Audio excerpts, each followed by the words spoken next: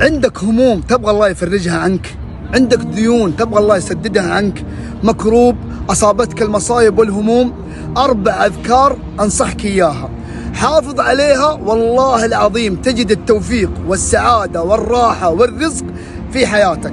الوصية الأولى: أكثر من الاستغفار، اجعل لسانك رطب بالاستغفار، فمن لزم الاستغفار جعل الله له من كل هم فرجا ومن كل ضيق مخرجا ورزقه الله من حيث لا يحتسب. إذا استغفرت كثير الله راح يفتح لك أبواب التوفيق وييسر الله أمورك. الوصية الثانية: أكثر من الصلاة والسلام على رسول الله، فالنبي عليه الصلاة والسلام أخبرنا أن من أعظم أسباب غفران الذنب وتفريج الهم كثرة الصلاة والسلام على رسول الله.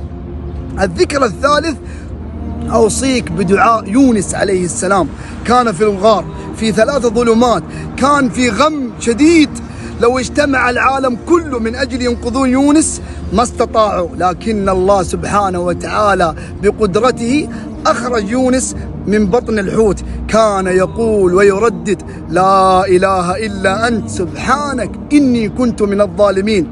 أكثر من هذا الدعاء وقل: لا إله إلا أنت سبحانك إني كنت من الظالمين.